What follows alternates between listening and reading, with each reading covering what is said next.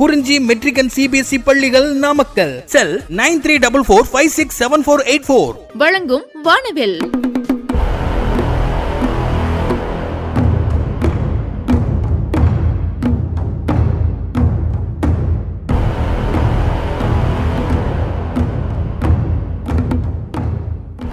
நித்தம் புதிதாய் விடியும் வானம் போல் ஒவ்வொரு நாளும் தெளிவும் உண்மையும் உள்ளத்தில் உறக்க பதியும் நிகழ்ச்சியாக கோடை பண்பலை 100.5 வானவில்.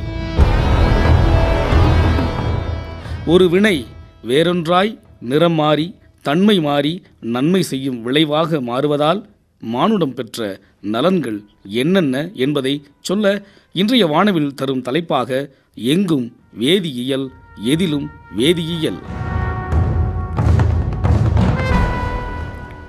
அறிமுக நேய உறவுகள் அழைக்கலாம் 24 மகளிர் மட்டும் அழைக்கலாம் 24 மற்ற அனைத்து நேயர்களும் 24 கொடைக்கானலின் முன் இணைப்பிற்கு 0454 இணைத்து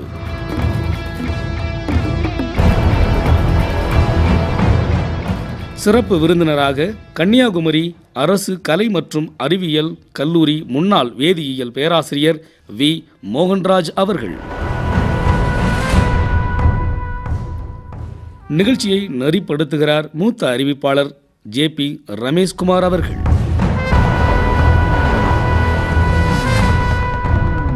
நன்றிகள் பல ரங்கா. மறக்காத உறவுகளுக்கு மனம் கனிந்த அன்பின் வணக்கங்கள் நேயர்களே.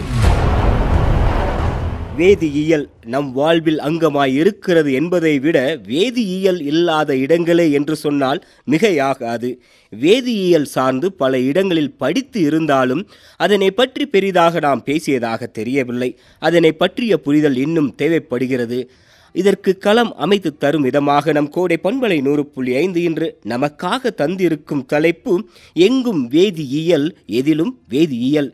சிறப்பு விருந்தினராக வேதியியல் பேராசிரியர் வி. மோகன்ராஜ் அவர்கள் நம்மோடு தொலைபேசி வழியே இணைந்திருக்கிறார். வேதியியல் சார்ந்த நமது ஐயங்களுக்கு விளக்கம் தர நம் சிறப்பு விருந்தினர் தற்போது தமிழ்நாடு அறிவியல் மற்றும் தொழில்நுட்ப மன்றத்தின் அறிவியல் அலுவலராக பணியாற்றி கொண்டிருக்கிறார். கன்னியாகுமரி அரசு கலை மற்றும் அறிவியல் கல்லூரியில் வேதியியல் பேராசிரியராக இருந்த இவர் 4 புத்தகங்களை படைத்து வெளியிட்டிருப்பதோடு 30க்கும் மேலான ஆராய்ச்சி கட்டுரைகளை அளித்திருக்கிறார். தன்னுடைய வலையொலி பக்கத்தின் வழியாக வேதியியல் சார்ந்து பல்வேறு காணொலிகளை காண படைத்திருக்கும் இவர் பல ஊடகங்களில் வேதியியல் சார்ந்த நேர்காணல்களையும் படைப்புகளையும் தந்திருக்கிறார். வேதியியலில் வல்லுநத்துவம் பெற்றிருக்கும் நம் சிறப்பு விருந்தினரை இருகரம் குவித்து இனிதே வரவேற்கிறது நம் கோடை பண்பலை 100.5. அன்பின் காலை வணக்கங்கள் ஐயா. ஐயா வணக்கம் ஐயா. வணக்கம் சொன்ன கையோடு கேள்விக்கு நேரடியாக போயிடலான்னு பார்க்குறேன். இந்த எங்கும் வேதியியல் எதிலும் வேதியியல் என்று சொல்லும் போது உங்கள் மனதில் எழும் எண்ணங்கள் என்னென்ன ஐயா? ஐயா வணக்கம். முதலில் கோடை பண்பலை நேயர்களுக்கு என் அன்பு வணக்கங்கள். இப்படி ஒரு வாய்ப்பினை எனக்கு அளித்த நம் கோடை பண்பலை 100.5க்கு என் உளம் கனிந்த நன்றிகள். எங்கும் வேதியியல் எதிலும் வேதியியல் என்று சொல்லும் போது உங்கள் மனதில் ஏற்படும் எண்ணங்கள் என்ன என்று ஐயா கேட்ட கேள்விக்கு முதலில் என் நன்றி. இந்த தலைப்பை பற்றி பேச எனக்கு ஒரு வாய்ப்பை ஏற்படுத்திய தந்த உங்களுக்கும் என் நன்றிகள். முதலில் வேதியியல் என்றால் என்ன என்று எளிமையாக கூற வேண்டும் என்றால் அது நம் சமையல் அறையிலிருந்தே தொடங்கிவிடும். ஒவ்வொரு வேதி வினைகளும் அதன் செயல்பாடுகளும் நம் இறுதியில் சுவையான உணவை உண்ணும் போதே அது தெரியும்.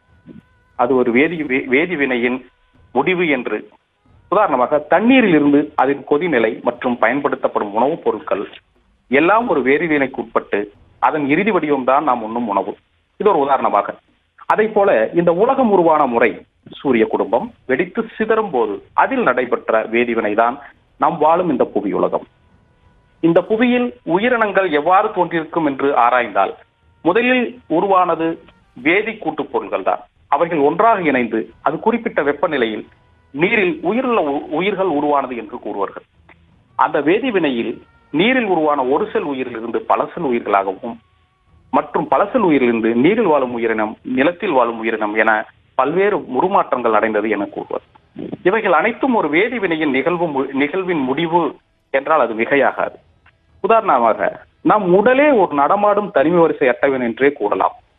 நம் உடலானது carbon, hydrogen, oxygen, nitrogen, sulphur என பல்வேறு வேதி கூட்டுப் பொருட்களின் ஒரு தொகுப்பு தான் நம் உடல். உதாரணமாக நம் உடலின் செல் அமைப்பானது கார்போஹைட்ரேட், புரதம், கொழுப்பு எனப்படும் வேதிக்கூட்டு பொருட்களின் தொகுப்பு. இவை ஒரு கட்டிடம் போல் நம் உடலை கட்டமைத்து வைத்துள்ளது. நாம் சுவாசிக்கும் காற்று O2 ஆக்சிஜன் ஆகும். இவை வளிமண்டலத்தில் நிறைந்து காணப்படும். இந்த ஆக்சிஜன் ஒவ்வொரு செல்லுக்கும் எடுத்து செல்லும் வேலையை செய்யக்கூடியவை மற்றும் ஒவ்வொரு செல்லில் இருந்து கார்பன் டை ஆக்சைடு வெளிக்கொண்டு வருவதை நம் உடலில் இந்த ரத்தம் தான் செய்கிறது என்பதை எல்லோரும் அறிந்ததே. இதில் உள்ள வேதிக்கூட்டு பொருள் ஹீமோகுளோபின் எனப்படும் வேதிக்கூட்டு பொருளாகும். இதில் குளோபின் எனப்படும் புரதம், அதன் மையப்பகுதியில் இரும்பு Fe எனப்படும் இரும்புதான் இந்த வேலையை இடைவிடாமல் செய்து கொண்டுள்ளது. நம் உயிர் வாழ இது முக்கியத்துவம் வாய்ந்தது. நம் உடலில் இது போன்ற பல்வேறு வேதிக்கூட்டு பொருட்கள் இடைவிடாமல் செய்து கொண்டுள்ளது. இது போன்ற தாவரங்களில் பல்வேறு வேதிப்பொருள்கள் காணப்படுகின்றது. நாம் சுவாசிப்பது போன்ற தாவர இலைகளும் சுவாசம் நடைபெறுகிறது. மனித ரத்தத்தில் இரும்பு இருப்பது போல் தாவரத்தில் மெக்னீசியம் உள்ளது. அது புரதம் சூழ்ந்த ஒரு வேதிக்கூட்டு பொருள். இதை குளோரோபில் எனப்படும். இங்கே கார்பன் டை ஆக்சைடு எடுத்துக்கொண்டு ஆக்சிஜனை வெளியீடு செய்கிறது. இது எல்லா பகுதிகளிலும் நடைபெற்று சிறப்பான வேதிவினைக்கு ஒரு உதாரணமாக நான் எடுத்து கூறுகிறேன். இது போன்ற எத்தனையோ உதாரணங்களை நாம் தரலாம். இது மாதிரி எங்கும் வேதியியல் எதிலும் வேதியியல் என்று நாம் உயிர் வாழும் இடங்களில் எல்லாம் வியாபித்துள்ளது வேதிவினைகள்.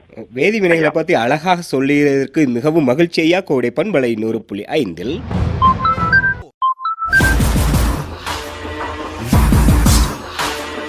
அன்பின் நேய உறவுகளே, நிகழ்ச்சியில் கலந்து கொள்ள அறிமுக நேயர்கள் வரலாம். இந்த எண்ணில் 24 24 24. இதே எண்ணில் மாணவர்களும் கூட வரலாம். 24 24 26 இது மகளிருக்கு மட்டுமானது. அனைத்து நேய உறவுகளும் வரலாம். 24 24 29 முன் இணைப்பிற்கு 045 42. கோடை பண்பலை 100.5 கேட்டுக்கொண்டிருக்கிறோம். Usha sunflower oil, Prithvi women's innerwear, பிரா, ஸ்லிப்ஸ், பேண்டீஸ், பிருத்வி, நாமக்கல் குறிஞ்சி கல்வி நிறுவனங்கள் வழங்கிக் கொண்டிருக்கும் வானவில். எங்கும் வேதியியல் எதிலும் வேதியியல் சிறப்பு விருந்தினர் நம்மோடு இணைந்திருக்கிறார். அவரிடம் கேள்வியை கேட்பதற்காக இணைப்பில் காத்திருக்கும் அன்பு நேயர் யாரோ. வருக. வணக்கம். வணக்கம். ஹலோ, வணக்கம். யார் பேசுறீங்க? வானொலி மாவட்டம் இருந்து புவனா. புவனாமா, உங்க கேள்வி ஐயாட்ட கேளுங்க. வானொலி ஒலி அளவை குறைச்சிட்டு கேட்டீங்கன்னா நல்லா இருக்கும் அம்மா. கோடை பண்பலை 100.5 இணைந்து இருக்கிறோம். வானவெளியில் அம்மா இருக்கீங்களா இணைப்புல? ஐயா, நம்ம நிறையா விஷயம் பேசிகிட்டே இருக்கிற பார்த்தீங்கன்னா, இப்போ எந்த பொருள்களை எடுத்துக்கொண்டாலும் அவை எல்லாம் வேதிப்பொருள்களின் கலவையே. அண்மை காலங்களில் பார்த்தீங்கன்னா வெள்ளை சர்க்கரையை விட நாட்டு சர்க்கரை எடுத்துக்கொள்வது நல்லது என்ற ஒரு கூற்று இருக்கிறது. வேதியியல் சார்ந்து இதில் இருக்கக்கூடிய உண்மைகள் என்னங்கய்யா? நன்றி ஐயா. முதலில் இந்த கூற்று கடந்த காலமாக இது அதிகமாக இந்த கேள்விகள் எழுப்பப்பட்டுள்ளது. முதலில் சர்க்கரையின் வேதிக்கூட்டு பொருட்கள் பற்றி நாம் தெரிந்து கொள்வது வேண்டும். சர்க்கரையில் இருப்பது குளுக்கோஸ், ஃப்ரக்டோஸ் எனப்படும் மோனோசாக்கரைடுகள் இணைந்து சுக்ரோஸ் எனப்படும் டைசாக்கரைடு தான் இந்த இனிப்பு வகையாகும். நாம் பயன்படுத்தக்கூடிய சர்க்கரையாகும். பொதுவாக கரும்பு சாறிலிருந்து பிரித்து எடுக்கும் முறையே இந்த நாட்டு சர்க்கரை மற்றும் வெள்ளை சர்க்கரை ஆகும். இந்த இரண்டிலும் ஒன்றுதான். இது இரண்டும் ஒன்றுதான் என்றால் அதில் இருக்கும் மூலக்கூறு சுக்ரோஸ் எனப்படும் வேதி மூலக்கூறு ஆகும். இது நவீன முறையில் கரும்பு சாறினை பிரித்து அதில் வரும் சாறினை திட வடிவத்திற்கு கொண்டு வந்த பிறகு சல்பனேற்றம் மற்றும் கார்பனேற்றம் என்னும் வேதி முறைகளில் அதன் நிறம் வெண்மையாக கொண்டு வரப்படுகிறது. ஆனால் நாட்டு சர்க்கரை என்பவை அப்படி அல்ல. பாரம்பரிய முறைப்படி கரும்பு சாறினை சுண்டை காய்ச்சி அதில் மொலாசஸ் எனப்படும் வேதி பொருட்கள் எல்லாம் பிரிக்காமலே அப்படியே உலர்த்தி பயன்பாட்டுக்கு வருவதுதான் நாட்டு சர்க்கரையாகும். இதில் ஒரு சில தனிமங்கள் உண்டு. எனவே இந்த தனிமங்கள் வேதிப்பொருள்களாக சல்பர் போன்றவை வேதிவினைகள் இங்கு இந்த முறையில் பயன்படுத்துவதில்லை. எனவே இயற்கையில் அப்படியே பயன்படுத்துகிறோம். ஆனால் வெள்ளை சர்க்கரை கலோரியும் நாட்டு சர்க்கரையில் உள்ள கலோரியும் சிறு மாறுபாடுடன் மட்டும்தான் காணப்படும். உதாரணமாக வெள்ளை சர்க்கரை 78 கலோரி என்றால் நாட்டு சர்க்கரையில் 75 கலோரி என்பது போல் இருக்கும். ஆனால் இரண்டும் ஒரே வேதிக்கூட்டு பொருட்கள் தான் என்பதால் வெள்ளை சர்க்கரையில் பயன்படுத்தப்படும் சல்பர் எனும் வேதிப்பொருளானது ஒரு விதமான நோய்களை உருவாக்கும் எனும் ஒரு கூற்று உண்டு. ஆனால் ஆய்வுகள் எடுத்து படித்து பார்த்தால் ஏற்றுக்கொள்ளப்பட்ட அளவிலே சல்பர் இருப்பதாக கூறப்படுகிறது. இதில் எந்த பாதிப்புகளும் இல்லை எனவும் கூறுகிறார்கள். வெள்ளை சர்க்கரை 100% கிறிஸ்டல் கிளியர் எனும் ஒரு சுக்ரோஸ் எனப்படும் வேதி கூட்டு பொருளாகும். அதே போலதான் நாட்டு சர்க்கரை மொலாசஸ் கலந்து இருந்தாலும் 100% சுக்ரோஸ் எனப்படும் வேதிப்பொருள் தான். எனவே இந்த இரண்டும் ஒன்றுதான். இதில் சர்க்கரை நோயாளி உள்ளவர்கள் நாட்டு சர்க்கரை எடுத்துக்கொண்டால் நல்லது என தொடர்ந்து நீங்கள் எடுத்து வந்தால் நிச்சயமாக சர்க்கரை நோயின் அதிகமாகத்தான் ஆகுமே தவிர குறைய வாய்ப்பே கிடையாது. எனவே நாட்டு சர்க்கரையும் வெள்ளை சர்க்கரையும் பிரித்தெடுத்தல் முறையே மாறுபட்டதே தவிர வேறொன்றும் இல்லை, இரண்டும் ஒன்றுதான். ஒரு நல்ல விளக்கம் கொடுத்துருக்கீங்க. பல பேருக்கு வந்து இந்த எண்ணம் இருந்துகிட்டே இருந்திருக்குது. இப்போ பார்த்தீங்கன்னா அந்த வேதியியல் சார்ந்து இருக்கக்கூடிய படிப்புகள் யாவை, இவைகளை எங்கு படிக்கலாம், வேதியியல் துறையில் வேலை வாய்ப்புகள் எப்படி இருக்கின்றன ஐயா? ஐயா, அருமையான கேள்வி. தற்போது 12ஆம் வகுப்பு மாணவர்கள் தேர்வு எழுதி கொண்டுள்ளார்கள். அவர்களுக்கு இந்த கேள்வி ஒரு உதவியாக இருக்கும் என்று நான் நம்புகிறேன். முதலில் வேதியியல் படிப்பை பற்றி சிறு விளக்கம் தருகிறேன். இந்த வேதியியல் படிப்பு கடினம் என நினைப்பது மிகவும் தவறு. இந்த படிப்பு மிகவும் எளிமையானதுதான். அதற்கு கொஞ்சம் அடிப்படை புரிதல் வேண்டும். ஒரு கணிதம் படிக்கும் மாணவன் அடிப்படை தெரிந்து கொண்டு எப்படி படிக்கிறார்களோ அந்த புரிதல் இருந்தால் இந்த வேதியியல் படிப்பு என்பது மிகவும் எளிமையானது. வேதியியல் கனிம வேதியியல், கரிம வேதியியல், இயல்பு வேதியியல் என 3 வகைகளாக பிரிக்கப்பட்டுள்ளது. ஒவ்வொரு தனித்தனி என புரிந்து கொள்ள வேண்டும். கனிம வேதியியல் தனிம வரிசை அட்டையில் உள்ள தனிமங்களை பற்றி மட்டும் தான் படிப்போம். அதில் இயல்பு பண்புகள், வேதி பண்புகள் பற்றி தெரிந்து கொள்வதும், அதில் அந்த தனிமங்கள் நன்றாக தெரிந்து படித்தால் போதும், அது இயல்பாகவே நமக்கு தெரிய ஆரம்பிக்கும். கரிம வேதியியல், அதாவது ஆர்கானிக் கெமிஸ்ட்ரி என்று கூறுவார்.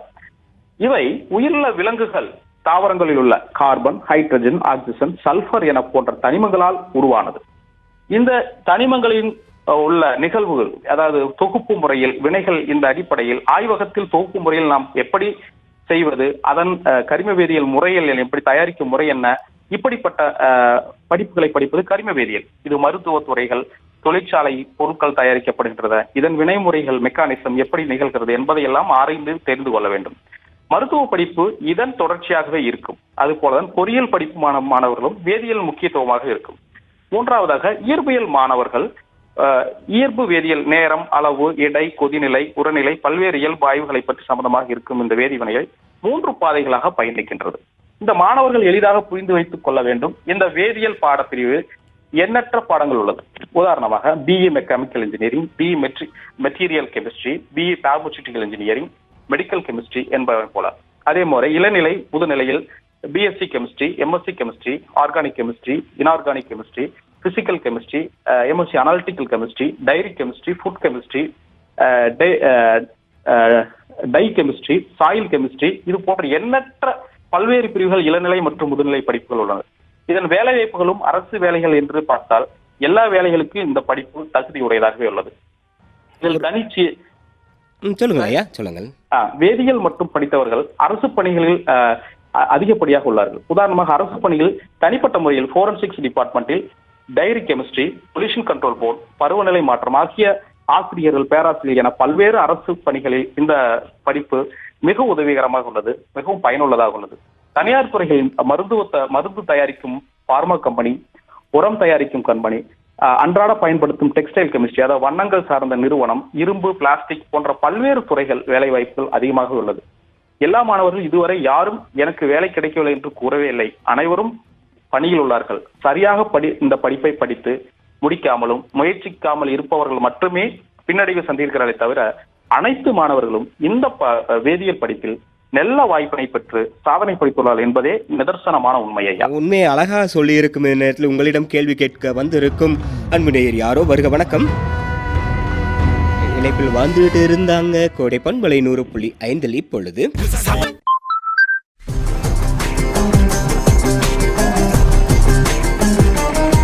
பேச்சுக்காற்றில் ஒரு மூச்சுக்காற்று, அது நம் கோடை பண்பலை 100.5 வானவில். இன்றைய வண்ணமாக நாம் தந்திருப்பது உங்களுக்காக எங்கும் வேதியியல், எதிலும் வேதியியல். அறிமுக நேயர்கள் வரலாம் 24 24 24, மகளிர் மட்டும் வரலாம் 24 24 26, முன் இணைப்பிற்கு சொல்லி 45 42. ஐயா, நிறைய விஷயம் பேசிட்டு இருக்கிற நேரத்தில் பார்த்தீங்கன்னா இந்த அண்மை காலங்களில் அனைவரும் கண்களுக்கு அவ்வளவு வேலை கொடுத்து கொண்டு இருக்கிறோம்.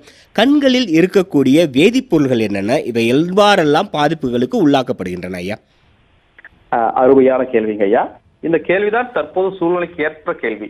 ஏன்னா ஒவ்வொரு கையிலும் நமது செல்போன், கண்கள் நமக்கு இறைவனால் கொடுக்கப்பட்ட மிகப்பெரிய கொடை.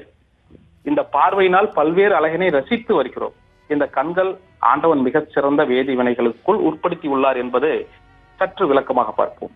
இந்த கண்கள் இயற்பியல், உயிரியல் மற்றும் வேதியியல் என 3 அறிவியல் நம் கண்களை கடந்து வருகின்றது. நம் கண்கள் இந்த பிரபஞ்சத்தின் விசிபிள் ரீஜன், அதாவது பார்வையில் நாம் பார்க்கும் பார்வை என்னும் பகுதி மட்டும்தான் நம் கண்களால் பார்க்க முடியும். உதாரணமாக நம் எதிரில் உள்ளவர்கள் என்ன பொருள் இருக்கின்றது என்று பார்ப்பதற்கு அந்த பொருள்கள் விசிபிள் ரீஜன் என்னும் பகுதியில் இருந்தால் மட்டுமே நாம் அதை காண முடியும். உதாரணமாக விப்ஜிஆர் எனப்படும் வண்ணங்கள், violet, indigo, blue, green, orange, red என கூறப்படுவார். அலைநீளங்களை பொறுத்து நம் கண்கள் எதிரில் உள்ள பொருட்களை நாம் காண்பது ஒன்லி அதாவது இந்த விசிபிள் ரீஜனாக மட்டுமே இருக்க முடியும். 7 வண்ணங்கள் மட்டுமே காண அமைப்பினை நம் கண் பெற்றுள்ளது. மீறி எந்த ஒளியினை நாம் பார்க்க இயலாது. உதாரணமாக நம் செல்போன் கதிர்களை காண இயலாது, ஆனால் உணர முடியும். அதே போல் செல்லிலிருந்து வரும் வெளிச்சம் நம் கண்களை சிதைவடை செய்கின்றது, அதனை நம் கண்களால் காண இயலாது. வெளியிலிருந்து வரும் ஒளி கார்னியாவின் வழியாக, ஐரிஸ் எனப்படும் முன்விழி திரி வழியாக கண்ணில் உள்ள லென்ஸில் படும். அங்குதான் ஒரு வேதிவினை நடைபெறுகிறது பகுதியாகும். இந்த பகுதியில் ரெட்டினா எனப்படும் பகுதியில் வேதிவினை நடைபெறுகிறது. ரெட்டினா என்பதே ஒரு வேதிப்பொருள். ரெட்டினால் என்னும் ஆல்கஹால். இந்த ரெட்டினால் என்னும் ஆல்கஹால் ரெட்டினால் ஏஎல் ஆல்டிகைடுகளாக ஆக்சிஜனேற்றம் பெறும். மீண்டும் இந்த ரெட்டினாயிக் அமிலமாக மாறும். பின் ரெட்டினாயிக் ஆசிட், அதாவது 11 ரெட்டினால் என்னும் நிலையை இந்த வேதிவினை தொடர்ந்து நடந்து கொண்டே இருக்கும். இந்த பகுதியில் குச்சி செல்கள், கூம்பு செல்கள் யாவும் இங்கு வேதிவினையில் தான் மாற்றம் அடைந்து கொண்டே இருக்கும். இந்த குச்சி செல்கள், கூம்பு செல்கள் நம்மளுடைய வண்ணங்கள் வெள்ளை, பச்சை, மஞ்சள் எனும் கூம்பு செல்கள் அதன் அலைநீளத்திற்கேற்ப வண்ணங்களை நம் கண்கள் பிரித்து காட்டி நம் மூளைக்கு தகவல்களை அனுப்பப்படுகின்றது. இங்கு நடைபெறும் வேதிவினையின் மாற்றங்கள் ஏற்படுத்தினால் தான் கண்கள் பார்வையில் கோளாறுகள் ஏற்படுகின்றது.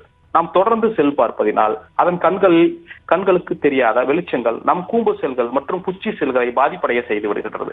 அதாவது இந்த வேதிவினை மாற்றங்கள், அதாவது ரெட்டினாயிக் ஆசிட்டிலிருந்து 11 ரெட்டினால் எனும் நடைபெறும் அந்த வேதிவினையில் குறைபாடுகள் ஏற்பட ஏதுவாக அமைகிறது. எனவே கண்ணில் நடைபெறும் வேதிவினை மிக அழகானவையே. எனவே நம் கண்களை பாதுகாக்க வேண்டும் என்றால் நல்ல வைட்டமின் ஏ உள்ள பொருட்கள் மற்றும் மீன்கள் போன்ற உணவுகளில் அதிகமாக ரெட்டினால் இருப்பதால், ரெட்டினா எனும் வேதிப்பொருள்கள் அதிகமாக நாம் எடுத்துக்கொள்வதாலும் நம் கண்களில் அந்த வேதிக்கூட்டு பொருள் அளவு அதிகமாகி நம் கண்களை எப்பொழுதும் பாதுகாப்பாகவே வைத்துக் கொள்கிறேன்.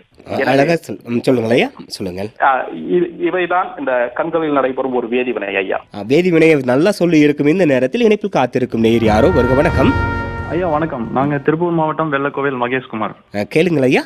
ஐயாட்ட கேட்கணுங்க. கேளுங்க. அணுவுலை பத்தி. அணுவுலை இயற்கைக்கு புறம்பானது. அது அதனோட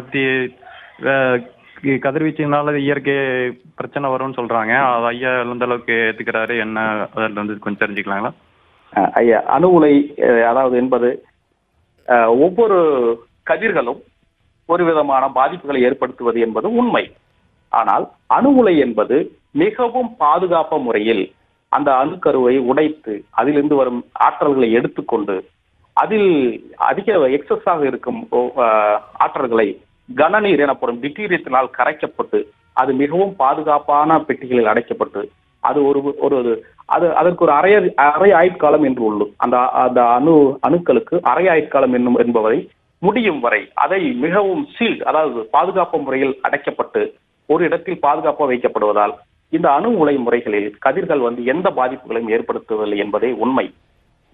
இது சயின்டிபிக்கா இந்த கதிர்களை எப்படி முறைப்படி பாதுகாக்க வேண்டும், அது எங்கும் வெளிவராத அளவுக்கு ஆராய்ச்சிகளை செய்து அதை முறைப்படி இண்டஸ்ட்ரியலேஷன், அதாவது தொழில்நுட்பமாக அதை பாதுகாப்பாக செய்து வருவதனால் நாம் இது போன்ற எனர்ஜிகளை, அதாவது ஆற்றல்களை, மின் ஆற்றல்களை பெற்று தற்போது தேவைக்கு அதிகமாகவே பயன்படுத்தி கொண்டுள்ளோம் என்பது நிதர்சனமான உண்மை. ஐயா, அழகா ஒரு வேதியியல் மாற்றத்துல எப்படி இருக்குன்றத சொல்லி இருக்கும் இந்த நேரத்தில் எண்ணங்களின் வண்ண மொழி நம் கோடை பண்பலை 100.5 இணைந்திருக்கிறோம் வானவெல்லில். இன்றைய வண்ணமாக எங்கும் வேதியியல், எதிலும் வேதியியல் சிறப்பு விருந்தினர் வேதியியல் பேராசிரியர் வி மோகன்ராஜ் அவர்கள் நம்மோடு இணைந்திருக்கிறார். இப்பொழுது இணைப்பில் காத்திருக்கும் அன்பு நேயர் யாரோ வருக. வணக்கம் ஐயா. வணக்கம். தேனி மாவட்டம் ஜெயமங்கலம் சத்தியமூர்த்தி பேசுறீங்க. ஐயா வணக்கம். வணக்கம் ஐயா. உங்க கேள்வியை கேளுங்க ஐயா. வணக்கம் ஐயா. ஐயா வணக்கம் ஐயா. வணக்கம் ஐயா. அதாவது வேதியியல் மாற்றத்தினால் வந்து நன்மை இருக்கு, தீன்மை இருக்குங்கய்யா. சரிங்கய்யா. அணு உலையினால் வந்து இப்போ வந்து ஆக்காத்துக்கு பயன்படுது, அழிவுக்கு பயன்படுத்துங்கய்யா. ஓகேங்கய்யா. அதனால வேதியியல் துறையினால் வந்து என்னென்ன நன்மைகள்லாம் இருக்கு, தீமைகள்லாம் இருக்குன்னு விரிவாக சொன்னா நல்லா இருக்குன்னு நினைக்கிறீங்க ஐயா? நன்மைகள் மட்டுமே அதிகம், தீமைகள் இருக்கு என்று சொல்வது நாம் எப்படி அதில் உள்வாங்கி அதிகப்படியாக அதை பற்றி சிந்தித்துக் கொண்டுள்ளோமே, அது நன்மையை நாம் சிந்திப்பது சற்று குறைவாகவே உள்ளது. எந்த ஒரு வேதி வினையும் அதன் முடிவில் ஒரு அதிகப்படியாக 90%, 80 to 90% நல்லவைகளாகவே நமக்கு தரக்கூடியவை. இதன் ஒரு அணு உலையிலிருந்து நாம் பெறப்படும் ஒரு மின்சாரம் என்பது நம் பயன்பாட்டுக்கு எவ்வளவு, தொழிலுக்கும் கல்வி நிலையங்களுக்கும் நம் அன்றாட வாழ்வில் எவ்வளவு பயனுள்ளதாக உள்ளது என்பதை நீங்கள் சற்று அறிந்து பாருங்கள். அதில் எந்த ஒரு வினைக்கும் ஒரு பாசிட்டிவ், ஒரு நெகட்டிவ் அது பற்றி பேசத்தான் செய்வார்கள். ஆனால் மக்கள் மனதில் அதிகப்படியாக உள்வாங்கிக் கொள்வது என்பது அந்த ஒரு எது தவறு என நினைத்து பார்க்கும் அந்த ஒரு எண்ணம் மட்டும்தான் மேலோங்கி இருப்பதால் நன்மையை நாம் அதிகமாக எடுத்துக்கொள்வதில்லை. அதிகப்படியாக வேதி வினைகளில் நமக்கு உள்வாங்கிக் கொள்வது நன்மையை தரும். அதன் ஆரம்பகட்ட நடவடிக்கைகள், வினைகள் ஏதாவது நடைபெறும் போது சரியான முறையில் அதை தெரிந்து கொள்ளாமல் இருக்கும்போது சிறு பாதிப்புகள் ஏற்பட வாய்ப்புள்ளது. ஆனால் அதை அறிவியலாளர்கள் அதை சரியாக செய்து சாதனை படைத்ததே அதிகம். அதுதான் இந்த வளர்ச்சி, இந்த நாடு, இந்த உலகம் இந்த அளவுக்கு முன்னேறி இருப்பதற்கு மிக முக்கிய காரணம் வேதி வினைகளின் சக்சஸ் தான் ஐயா, வேற எதுவும் இல்லை. சொல்லி இருக்கிறீங்க ஐயா. இப்போ பார்த்தீங்கன்னா நெகிழிகள் இல்லாமல் நம்முடைய அன்றாட பணிகளை செய்வது என்பதே கடினம். ஆனால் இந்த நெகிழிகளை எப்படியெல்லாம் தவறாக கையாளப்படுகிறது, எப்படி நாம் சரியாக பயன்படுத்த வேண்டாம் ஐயா? அருமையான கேள்விங்க ஐயா. முதலில் இந்த நெகிழி என்றால் என்ன என்று தமிழில் பேசும்போது ஒரு சிலருக்கு நெகிழி என்றால் என்ன என்பதே சற்று குழப்பமாக இருக்கும். ஏனால் தமிழில் நெகிழி என்ற வார்த்தையை காட்டிலும் பிளாஸ்டிக் என்று சொன்னாலே எல்லாருக்கும் புரியும். அப்படித்தான் நான் எடுத்துக்கொள்கிறேன். இப்போது பிளாஸ்டிக் என்பதுதான் தமிழ் நெகிழி எனப்படும் என கூறிக்கொண்டு இன்றைய காலகட்டங்களில் நோய்களுக்கு முக்கிய பங்கு வகிக்கும் ஒரு பொருள் என எடுத்துக்கொண்டால் பிளாஸ்டிக் என்று ஒரு பொருளும் வேதிப்பொருளும் இருக்கும் என்று அனைவராலும் சொல்லப்படும். பிளாஸ்டிக் என்பது ஒரு பாலிமர் என்று பொருள், அதாவது பல்குட்டு வேதிப்பொருளை என சொல்லுவோம். அதாவது தொகுப்பு முறையில் நானோமர் எனப்படும் வேதிப்பொருள் பாலிமராக மாற்றம் செய்யும் ஒரு வினையாகும். இந்த வினை மிக லேசாகவும் வெப்பத்தில் எளிதில் உருகக்கூடிய பொருளாகவும் இந்த பயன்பாடு இன்றளவில் மிக அதிகமாக பயன்படுத்தி வருகிறது. உதாரணமாக நம் கடைகளில் சென்று கேரி பாக்ஸ், பொருட்கள் பதப்படுத்துவதல், பொருட்களில் உணவு உண்ணும் பொருட்களை இந்த பிளாஸ்டிக்கில் கொண்டு செல்லும் பழக்கம் நாளுக்கு நாள் அதிகமாகவே உள்ளது. உதாரணமாக கிராமங்களில் மற்றும் நகரங்களில் தண்ணீர் நிரப்பும் குடம், கேன்கள், பிளாஸ்டிக் டேங்க், பிளாஸ்டிக் பாட்டில்கள், உணவுப் பொருட்கள், டப்பாக்கள் என எல்லா வகைகளிலும் நெகிழி இல்லாமல் வாழ்க்கை நகருவதே இல்லை. பிளாஸ்டிக் குறைந்த வெப்பநிலையில் அல்லது உயர்ந்த வெப்பநிலையில் தன் நிலையை மாற்றக்கூடிய ஒரு வேதிப்பொருளாகும். அதாவது பாலிஎஸ்டர், பாலிவினைல், பாலிஸ்டைரின், பாலிகார்பன் எனப்படும் இந்த வேதிக்கூட்டு பொருள் கூறிக்கொண்டே செல்லலாம். அனைத்தும் அதன் அமைப்பின் மற்றும் இயல்பு பண்புகளில் மாற்றம் அடைந்து கொண்டே இருக்கும் வேதிப்பொருள்களாகும். இந்த பிளாஸ்டிக் பொருள்கள் எந்த இடத்தில் எந்த பிளாஸ்டிக் பயன்படுத்த வேண்டும் என்றும் அவைகள் நோய்களை ஏற்படுத்தும் தன்மை கொண்டதாக கட்டாயமாக இதில் கவனமாக நாம் இருக்க வேண்டும் என்று நான் இந்த நேரத்தில் பதிவு செய்கிறேன். ஒவ்வொரு நெகிழிக்கும் ஒவ்வொரு பிளாஸ்டிக்கும் ஒரு எண்கள் கொடுக்கப்பட்டிருக்கும். அதாவது 1 முதல் 7 வரையிலான எண்கள் தரப்பட்டிருக்கும். இந்த எண்களின் அடிப்படையில் நாம் பயன்படுத்த வேண்டும். உணவு மற்றும் பால், தண்ணீர் என எந்த எண்ணெய் நாம் பயன்படுத்த வேண்டும் என்று அவை நாம் பயன்படுத்த வேண்டும், மாறாக பயன்படுத்தக்கூடாது. இது போன்ற ஒரு முறை பயன்படுத்தப்படும் பிளாஸ்டிக் பொருட்களை பல முறை பயன்படுத்தக்கூடாது. அதே போல் அதிகமான சூடான உணவுப் பொருட்களை உதாரணமாக கிராமங்களில் பிளாஸ்டிக் கவரில் டீ கொண்டு செல்வது, பிளாஸ்டிக்களை அதிகப்படியாக கொதிக்கும் குழம்பில் அதில் கொண்டு செல்வதும் இப்படி பயன்படுத்தும் போது அதில் உள்ள மைக்ரோ பிளாஸ்டிக் எனப்படும் பிஸ்பினால், பாலிகார்பனேட்ஸ் எனப்படும் நச்சுத்தன்மையுள்ள வேதிப்பொருள் உடலில் சென்று கேன்சர் போன்ற நோய்களை ஏற்படுத்தக்கூடும். எனவே எங்கும் பிளாஸ்டிக் பொருட்களை நாம் தவிர்ப்பது நல்லது. உதாரணமாக ஒரு முறை பயன்படுத்தப்படும் அதாவது நம்பர் 1 என்று ஒரு பாட்டில் போடப்பட்டிருந்தால் பாலிஎத்திலின், டெரிப்தாலிக் எத்திலின் அப்படிங்கிற ஒரு முறை பயன்படுத்தப்படும். அதாவது நம்பர் 1 என்று பயன்படுத்தினால் ஒரு முறை மட்டுமே நீங்க அந்த பிளாஸ்டிக்கை பயன்படுத்த வேண்டும். நம்பர் 2 ஏன்னா அதில் ஒரு முக்கோண வடிவில் அதில் பதிக்கப்பட்டிருந்தால் HDPE சொல்லப்படும் ஹை டென்சிட்டி பாலிஎத்திலின் இது ஒரு சேஃபர் சைடு என சொல்லப்படும் ஒரு வகை எண்ணாக நீங்க கருதி கொள்ளலாம். இது அதிகப்படியாக பால் ரீசைக்கிள் செய்யக்கூடிய ஒரு பிளாஸ்டிக்காகவே நாம் வைத்துள்ளோம். நம்பர் 3 என்று பதிவிட்டிருந்தால் அது நாம் தவிர்ப்பது நல்லது.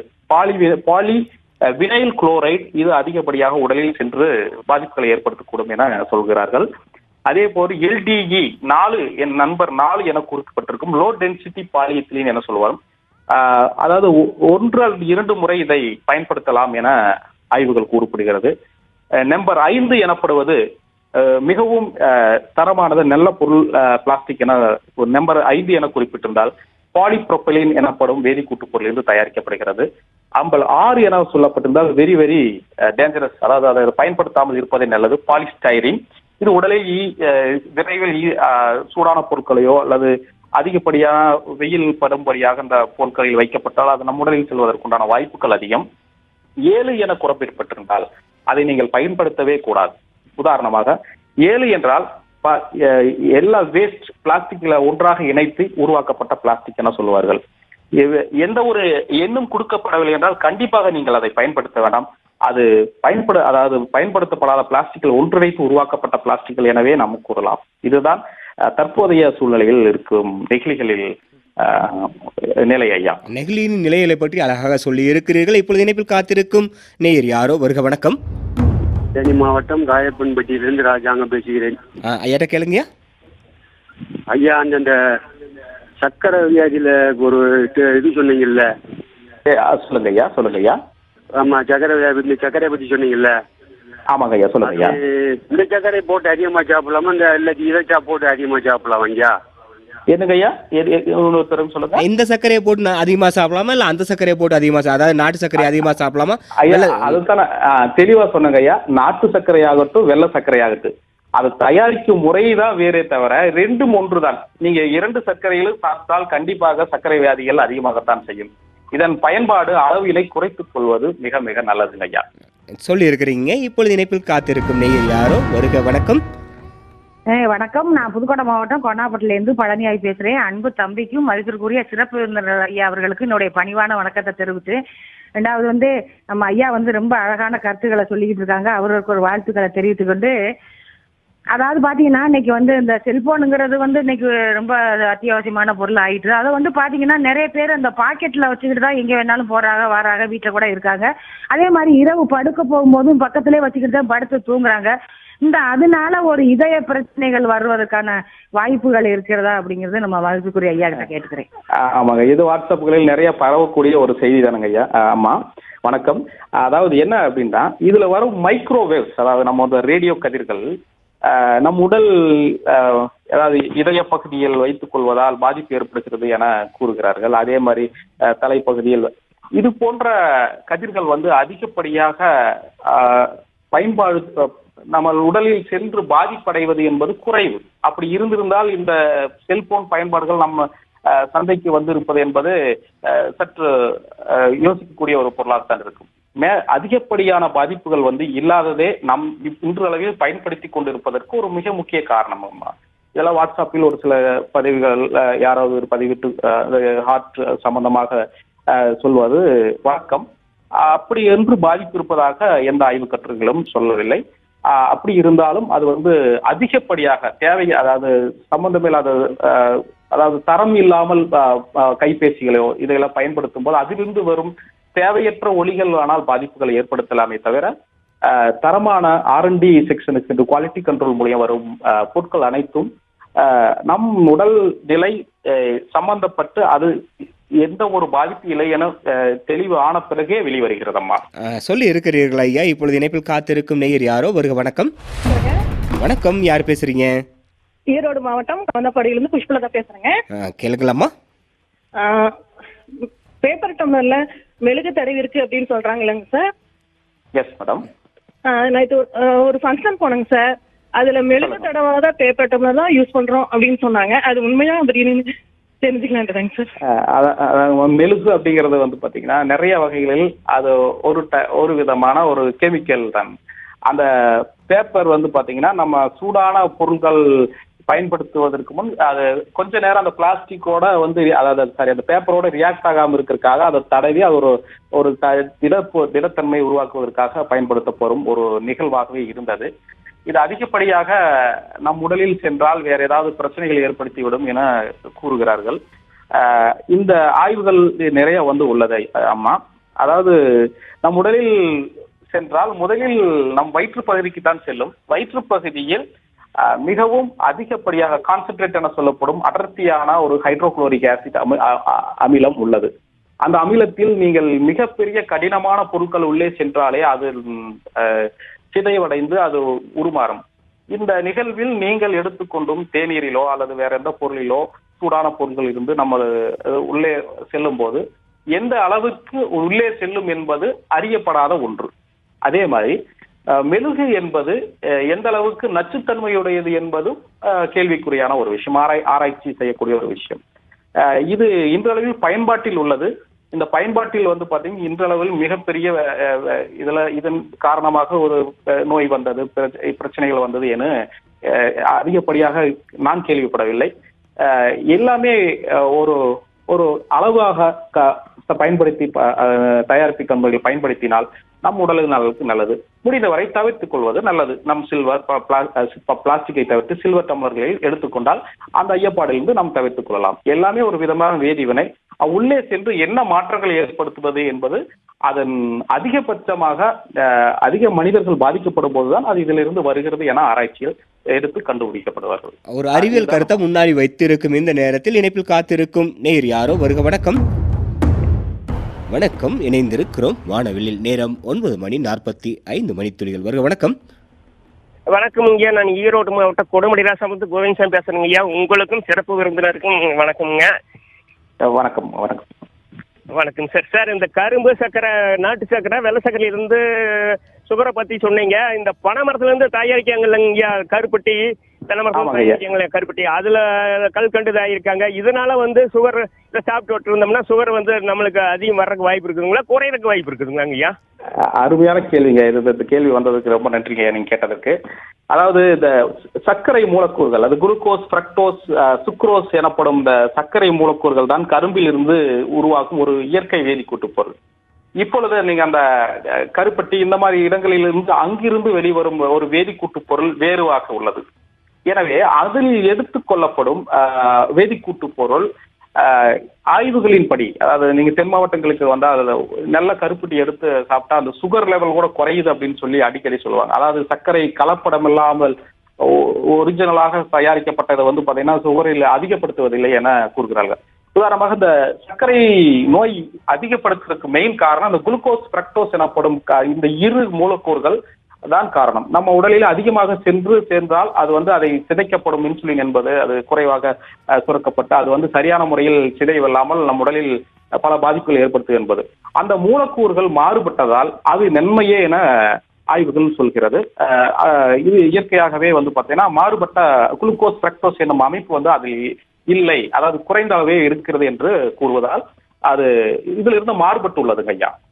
அழகா சொல்லி இருக்கும் இந்த நேரத்தில் கோடை பண்பலை 100.5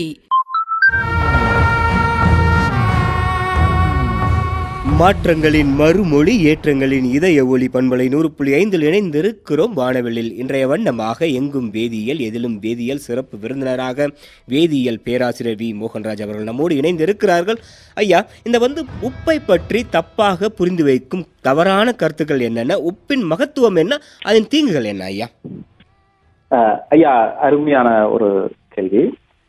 உப்பு என்பது இயற்கையாக நமக்கு இறையர்களால் கொடுக்கப்பட்ட ஒரு வேதிக்கூட்டு பொருள் எனவே கொள்ளலாம். உப்பில்லாத பண்டம் குப்பையிலே என கூறுவார். இதில் உப்பு என்பது சோடியம் குளோரைட், சோடியம் NaCl அப்படின்னு கூறுவார். இந்த உடல் நலத்திற்கு உப்பு என்பது, சோடியம் என்பது மிக மிக அவசியம். நம் உடல் இயக்கங்களுக்கு மிக அதிகமாக தேவைப்படும் ஒரு வேதிக்கூட்டு பொருள். இது உப்பிலிருந்து மட்டுமே நம்ம கிடைக்கப்படும் ஒரு பொருள். இதில் அயோடின் கலக்கப்பட்ட உப்பு, அயோடின் கலப்படம் இல்லாத உப்பு என பல்வேறு விதமாக கூறப்படுகிறது. அயோடின் என்பது முன்னொரு காலங்களில் நமக்கு முன்கழுத்து கலலை நோய் ஏற்பட அயோடின் பற்றாக்குறையினால் அந்த அயோடினல் அது உப்பில் ஈஸியாக எளிதில் மக்களுக்கு சென்றடைய அதில் கலக்கப்பட்ட ஒரு அயோடின் கலந்த உப்பு ஆகும் ஐயா. இதை நாம் எடுத்துக்கொள்ளும் போது முன்கழுத்து கழலை நோயிலிருந்து நம் மனிதர்கள் நம்ம உயிரினங்கள் எல்லாம் காப்பாற்றப்பட்டது என்பதே உண்மை. இதில் பொடி அதாவது டேபிள் சால்ட் என கூறப்படுவதும் நம்ம சாதாரண கல்லு உப்பு என கூறப்படும் உப்புக்கள் என பிரித்து தற்போதைய சூழ்நிலைகள் பார்க்கப்படுகின்றது. டேபிள் உப்பு என்பது ஒரு சில மாற்றங்கள் செய்யப்பட்டு அது நம் இடத்திற்கு வருகிறது. உதாரணமாக கல்லுப்பு எடுத்துக்கொண்டால் வீட்டில் நீங்கள் வைத்திருந்தால் ஒரு 10-15 நாட்களுக்குள் அதன் நிலை மாற்றம் நம் காண இயலும். அதனோட ஒரு வெள்ளை நிறத்திலிருந்து அது தண்ணியாக மாறக்கூடிய, அதாவது நீராக மாறக்கூடிய வாய்ப்புகள் நாம் காண்போம். ஆனால் டேபிள் சால்ட் ஒரு சில கெமிக்கல் மாற்றங்கள் உட்பட்டு அதன் அடிப்படையில் வருவதால் அந்த உப்பு நிலையானது இன்றளவிலும் பல காலமாக அதிக காலங்களாக பயன்படுத்தக்கூடிய ஒரு உப்பாகவே உள்ளது. இது இரண்டும் மாறுபட்டது. அதே போல இந்து உப்பு என்று ஒரு சிலர் தற்போது உடலுக்கு நல்லது என கூறி பயன்படுத்தி வருகிறார். இந்த இந்து உப்பு என்பது சோடியம் குளோரைடு தான், வேறொன்றும் அது ஒரு சில மினரல்ஸ் எனப்படும் பொருட்கள். அதாவது முன்னொரு காலங்களில் இந்த பூமி நிகழ்வுகள் ஒவ்வொன்றோடு ஒன்று இணைந்து அங்கங்கே உருவாகும் போது இமயமலை பகுதிகளில் அந்த பாகிஸ்தான் பகுதிகளுக்கு இடையில் மலைகள் ஒன்றுடன் ஒன்று கடல் பகுதியில் இருந்து விலகி ஒன்றுடன் மோதி உருவான பாறைகள் தான் இந்த உப்பு படிகங்கள் என கூறப்படுகிறது. இதில் ஒரு சில ட்ரேஸ் எலிமெண்ட் என சொல்லப்படும் எலிமெண்ட்கள் அதாவது அதில் காணப்படுவதால் அது உடலுக்கு நல்லது என கூறுகிறார்கள். தற்போதைய சூழ்நிலையில் இந்த உப்பு எல்லாம் பயன்படுத்தலாம் என்று கூறுகிறார்கள். எது எப்படியோ நம் உடலுக்கு இந்த இந்து உப்பில் இருந்து வரும் ஆற்றல்களும் நம் சாதாரண கல்லுப்பிலிருந்து வரும் ஆற்றல்களும் டேபிள் சால்ட்டிலிருந்து வரும் ஆற்றல்களும் எல்லாம் ஒன்றுதான். நம்ம உப்பை அதிகமாக பயன்படுத்த முடியாது, உப்பில்லாத பொருட்களையும் பயன்படுத்த முடியாது. உப்பு என்பது ஒரு வேதி, சோடியம் என்பது மிக முக்கியம். சோடியம் நம் உடலுக்கு தேவையான மிக முக்கியமான ஒரு வேதிக்கூட்டு, வேதிப்பொருள், அது தனிமம். இதை பயன்பாடு இன்றளவிலும் எல்லா இடங்களிலும் மிக சிறப்பாகவே உள்ளதுங்க ஐயா. சொல்லி இருக்கிறீர்கள் ஐயா. இப்போ இன்னொரு விஷயம் பார்த்தீங்கன்னா, இது ஒரு முக்கியமான விஷயமா நான் நினைக்கிறேன். இந்த வேதிப்பொருள்களின் கசிவு ஏதாவது ஒரு இடத்தில் ஏற்பட்டால் உடனடியாக நாம் எப்படி நம்மை பாதுகாத்துக் கொள்ளலாம், மற்றவர்களை எப்படி எல்லாம் பாதுகாத்துக் கொள்ளலாம் ஐயா? அருமையான கேள்விங்க ஐயா. அதாவது வேதி கசிவு ஏற்பட்டால் முதலில் நாமல் அதை அதாவது சுவாசிக்காமல் இருப்பதே மிக மிக முக்கியமான ஒரு நம்மை அறியாமல் நம் அந்த காற்றில் கலந்த வேதிப்பொருள் நம் உடலில் சென்று வேதி வினை ஏற்பட வாய்ப்புள்ளது. நம்ம உதாரணமாக நம் ஆக்சிஜனை எடுத்துக்கொண்டு ஒவ்வொரு செல்லும் கார்பன் டை ஆக்சைடை வெளியிடுவது நம்மளுடைய இயல்பான ஒரு நிகழ்வு. இதில் வேதி நிகழ்வு என்ன கசிவு ஏற்படுவது என்பதே தெரியாமல் அது கசிவு ஏற்பட்டு வருகிறது. கசிவு ஏற்பட்டால் அந்த வேதி நிச்சயமாக ஆக்சிஜனை தவிர வேற எந்த ஒரு வேதி மாற்றங்கள் சென்றாலும் நம் உடலில் பாதிப்பு ஏற்படும். உதாரணமாக நீங்கள் ஒரு பேருந்தில் பயணிக்கிறீர்கள் என்றால் ஒருவர் அந்த சென்ட் என்று படப்படும் அந்த சாதனத்தை, அதாவது வாசனை திரவியங்களை பயன்படுத்தி வரும்போது உங்களை அறியாமலே உங்கள் உடல் தலைவலி, குமட்டல், வாந்தி இது போன்று வருவது ஒரு சிலருக்கு இயல்பாகவே இருக்கும். அவருக்கு அது ஒத்து போகும். ஆனால் அருகில் அமர்ந்து இருப்பவருக்கு அது உடன்படாத ஒன்றாக இருக்கும். அதாவது என்னென்றால் நம் சுவாசிக்கும் போது அது நம் உடல் ஏற்றுக்கொள்ளாது. புதிதாக ஒரு விஷயத்தை உடனடியாக கண்டிப்பாக ஏற்றுக்கொள்ளாது. முடிந்தவரை அந்த இடங்களில் இருந்து நாம் விட்டு விலக வேண்டும். இல்லை என்றால் முகத்திற்கு அதிகப்படியாக கட்டிக்கொண்டு நாம் அந்த இடத்தை விட்டு நகர்ந்து நல்ல காற்று சுவாசம் இருக்கிற அதை சரியாகும் வரை நாம் அந்த பகுதியில் இல்லாமல் இருப்பது மிக நல்லது. அதாவது நம் உடல் மாற்றங்கள் நம் உடல் உடனடியாக ஏற்றுக்கொள்வது என்பது கடினம் ஐயா. அதனால் உயிரிழப்புகள் நிகழ்வதற்கும் அல்லது மயக்கங்களோ அல்லது நம்மை அறியாதை தன்மை உருவாவதற்கும் வாய்ப்புகள் அதிகப்படியாக ஏற்படுது. கசிவு ஏற்படுகிறது என்றால் முடிந்தவரை நம்ம அந்த இடத்தை விட்டு வெளியே வருவதும் அதை சுவாசிக்காமல் இருப்பதும் நல்லதுங்க ஐயா. நல்லதுன்னு சொல்லி இருக்கும் இந்த அழகிய நிகழ்ச்சி நிறைவாக எங்கள் அனைவருக்கும் தாங்கள் சொல்ல விருப்பப்படுவது என்னென்ன ஐயா? ஐயா, இந்த ஒரு வாய்ப்பினை மிக அழகாக எனக்கு ஏற்படுத்தி தந்தீர்கள் ஐயா. கோடை எஃப்எம் கேட்டு படித்து அதிலிருந்து நல்ல நெண்ணறிகளை கற்று வளர்ந்தவன் நான். இன்று நான் கோடை எஃப்எம்மில் பேசியதே எனக்கு பெருமையாக நான் நினைக்கிறேன். இந்த வாய்ப்பை நீங்கள் ஏற்படுத்தி கொண்டு எனக்கு தந்துள்ளீர்கள் ஐயா. அதாவது ஒரு சின்ன ஒரு உதாரணமாக கொஞ்ச நாளுக்கு முன்னாடி நடந்தது. தமிழ்நாட்டைச் சேர்ந்த முனைவர் செந்தில் குமார் இந்தியாவில் இருந்து ஒருவர் கண்டுபிடித்திருக்கும் ஒரு எக்ஸ் லைஃப் என்ற ஒரு மருந்து இப்போது உலக அளவில் அங்கீகாரம் கிடைத்து வருகிறது, விற்பனைக்கும் அனுமதிக்கப்பட்டுள்ளது. இவர் கோபியை அருகே உள்ள ஒரு கிராமத்தில் பிறந்தவர். வேதியியல் முனைவர், அதாவது வேதியியல் பிஎஸ்சி எம்எஸ்சி வேதியியல் படித்து பாரதிதாசன் பல்கலைக்கழகத்தில் பேராசிரியர் ராமசுப்பு ஜெயராமன் அவர்களிடம் ஒரு மாணவராக சேர்ந்து அவர் ஒரு மருந்தினை கண்டுபிடித்துள்ளார். அதாவது இந்திய அளவில் இதுவரைக்கும் உலக அளவில் 4383 மருந்துகள் பயன்பாட்டில் உள்ளது. இந்தியாவில் ஒரு சில மருந்துகளே பாத்தீங்கன்னா அங்கீகரிக்கப்பட்டுள்ளது, உலக அளவில் அங்கீகரிக்கப்பட்ட மருந்துகள் என கூறப்படுகிறது. அதில் தமிழ்நாட்டை சார்ந்தவர் இவர் இந்தியாவிலே எக்ஸ் லைஃப் என்னும் மருந்தை கண்டுபிடித்து உலகத்தரத்தில் தயாரிப்பு விற்பனை என எல்லா வகையிலும் அனுமதி பெற்றுள்ளார். அது நம் இந்தியருக்கு பெருமை. அதாவது இந்த மருந்தின் பயன்பாடு என்னென்றால் யூரினரி ட்ராக் இன்ஃபெக்ஷன் வருவதும் நுரையீரலில் ஏற்படும் நிமோனியா தொற்று நோய் போன்ற மருந்துகளை விட இது சிறந்த மருந்தாக தற்போது மருத்துவர்களால் பயன்படுத்தி பாராட்டப்பட்டு உள்ளது. இந்த பாரதிதாசன் பல்கலைக்கழகத்தில் சாதாரணமாக ஒரு கிராமப்புற மாணவராக சென்று நைட்ரசோ ஹெட்ரோசைக்ளிக் சேர்ம வகைகளில் ஆராய்ச்சியை தொடர்ந்து தற்போது உலகளவில் மருந்துகளை கண்டுபிடித்து நம் தமிழ்நாடு இந்தியா போன்ற நம் இந்தியா ஆராய்ச்சியாளருக்கு முன்னுதாரணமாக ஒரு பெருமை சேர்த்துள்ளார்.